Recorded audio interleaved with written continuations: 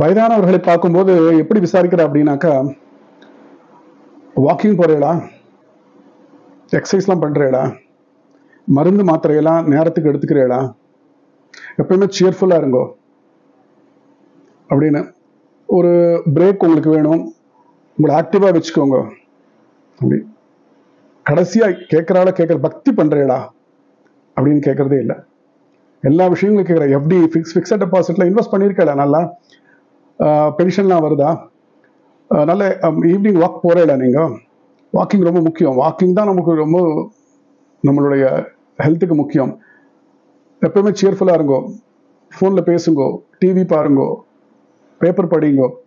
எல்லா ஃப்ரெண்ட்ஸ் எல்லாம் ஃபேஸ்புக்கு போங்க, ஃப்ரெண்ட்ஸ் எல்லாம் பழைய கான்டாக்ட்ஸ் எல்லாம் ரினியூ பண்ணுங்க. இதெல்லாம் சொல்றாளே தவிர நிரந்தரமாக போகும் இடம் அப்படின்னா ஸ்ரீவைகுண்டம். அதுக்கு போறதுக்கு எதனா ப்ரிப்பேர் பண்றியா? பக்தியோட இருக்கியா? ஆத்துல திருவாராதனம் நடக்கிறதா? இப்ப சும்மா வெட்டியா தானே இருக்கேள், இதெல்லாம் பண்றீங்களா அப்படின்னு யாரெல்லாம் கேட்கிறாளா பாருங்க. எப்பவுமே இந்த கேள்வியெல்லாம் இருக்கே தவிர கடைசியான கேள்வி பக்தி பண்றீங்களா அப்படின்ற கேள்வி வரதே இல்லை. 4000 திவ்ய பிரபந்தத்தை அனுசந்தானம் பண்றது ஒரு வழி, சந்தை சொல்றது, சேவிக்கிறது. அதே 4000 திவ்ய பிரபந்தத்தின் ஒரு சிலர் அதனுடைய அர்த்தத்தை தெரிஞ்சுக்கணும் அப்படிங்கிறதுக்காக வியாக்கியானத்தை படித்து அதனுடைய பொருளை உணர்ந்து கொண்டு அதன்படி வாழும் ஒரு சிலர். ரெண்டுமே நன்மை பயக்க வல்லதுதான்.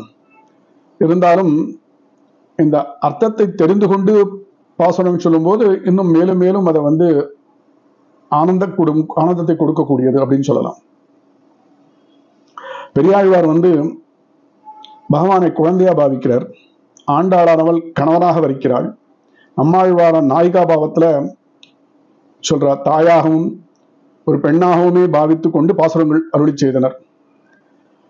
இது ஆச்சரியமான விஷயம் என்ன அப்படின்னாக்கா, பெரியாழ்வாருடைய பாசுரங்கள்ல, திருவரங்கத்து பாசுரங்கள்ல பார்த்தோம்னாக்கா, முதல் பாசுரங்களில் பகவானை திருப்பள்ளீழ்ச்சியில தொண்டரடிப்புடியாழ்வார் எழுப்புறார். பெரியாழ்வாரானவர் குழந்தையாக பாவித்து கொண்டு குளிக்கிறதுக்கு வா, பூச்சூட்டிக்கவா, காப்பிடவா அப்படின்னு சொல்றாரு. அவர் வெண்ணையணைந்த கொடுங்கும் விளையாடும் புழுதியும் கொண்டு திண்ணன விராவினை தேய்த்து கிடக்க நான் ஒட்டேன், எண்ணெய் புளிப்பழம் கொண்டு இங்கத்தனை போதும் இருந்தேன் அப்படிங்கிறார். குளிக்கத்துவான்னு. அதுக்கப்புறம் செண்பக மெல்லிகையோடு செழுங்கை நீர் இருவாட்சி என்பவர் பூவும் கொணர்ந்தேன், பூ வச்சுக்கவா, ட்ரெஸ் பண்ணிக்கவா. அப்புறம் காப்பு கட்டி இந்திரன் பிரமனோடு ஈசன் இமையவரெல்லாம் மந்திர மாமலர் கொண்டு மறைந்து வாராய் வந்து நின்றாய் அப்படின்னு காப்பிடத்துக்கு கூப்பிடுறார். அந்த ஆழ்வார் இப்ப தன்னோட ஒரு குழந்தையாக பாவித்த ஒரு பகவானை திடீர்னு ஒரு டிமாண்ட் வைக்கிறார், ஒரு ரிக்வஸ்ட் வைக்கிறார். என்னன்னா, ஆழ்வார் தன் வாழ்நாள் முழுவதுமே பகவானை நினைச்சுட்டு வந்தவர். அவர் சொல்றார், எனக்கு கடைசி காலம் வரும்போது உன்னை நினைக்க முடியாது, அப்படி நினைக்க முடியாம போயிட்டா என்ன மறந்துடாத, என்ன நீதான் காப்பாற்றணும் அப்படிங்கிறார். ஆழ்வார் அப்படி சொல்லும்போது நம்ம போல வைஷ்ணவர்கள் என்ன சொல்றது? சின்ன வயசுல பக்தி பண்ண வந்தாக்கா அதுக்கெல்லாம் ஒரு வயசு இருக்கு அப்படின்டுவா.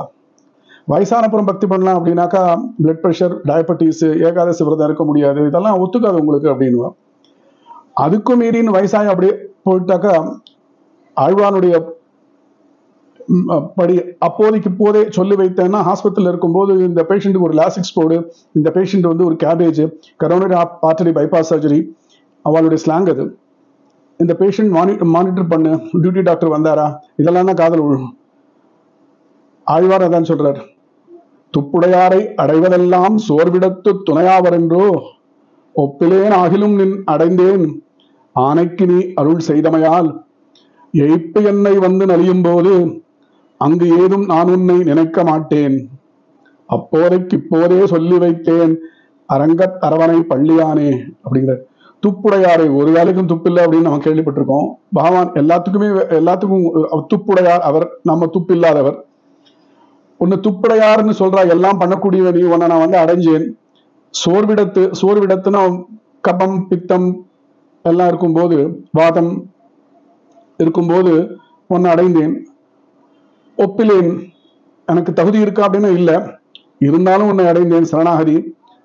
ஏன் அப்படின்னா, நீ ஆணைக்கு அருள் பண்ண இல்லை கஜேந்திரனுக்கு கூப்பிடும்போது, அதே மாதிரி என்னையும் ஆள் கொள்ளணும் அப்படின்னா பகவான் சொல்றாராம். சரி, யானைக்கு அருள் பண்ண, யானையாக இருக்கும்போது அவன் கூப்பிட்டான் என்ன, ஆதி மூலமேன்னு நீயும் கூப்பிடு வரேன் அப்படின்னா, ஏய்ப்பு என்னை வந்து நலியும் போது அங்கு ஏதும் உன்னை நான் நினைக்க மாட்டேனே, அதான் பிரச்சனை.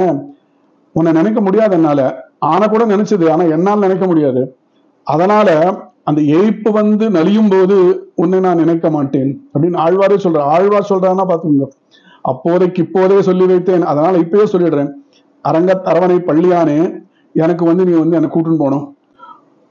போமிடத்து உன் திறத்து எத்தனையும் புகாவண்ணம் நிற்பதோர் மாயவல்ல. நீ என்ன பண்ண, மாய பண்ணிடுவ. என்ன மாயம் பண்ணுவ அப்படின்னா, அந்த சமயத்துல உன்னை நினைக்க முடியாத மாய பண்ணிடுவியோ.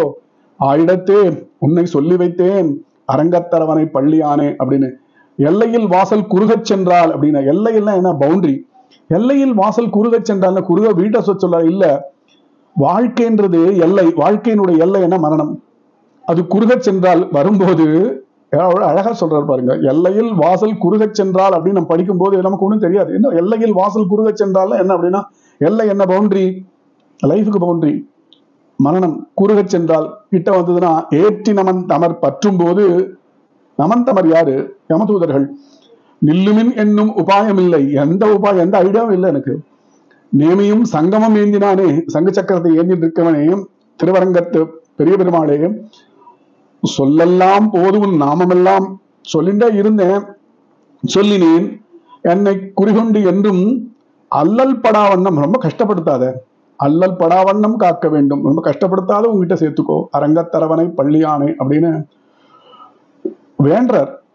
ஒற்றை விடையனும் நான்முகனும் அவருக்கு தெரிஞ்சதோ தெரியலையோ, ஆனா உன்னை பத்தி எனக்கு நல்லா தெரியும் அப்படின்னு ஒரு பாசுரத்திலையும் செஞ்சொல் மறை பொருளாகி நின்ற தேவர்கள் நாயகனே எம்மானே எஞ்சலில் என்னை என்னுடை இன் அமுதே அப்படிங்கிறாரு.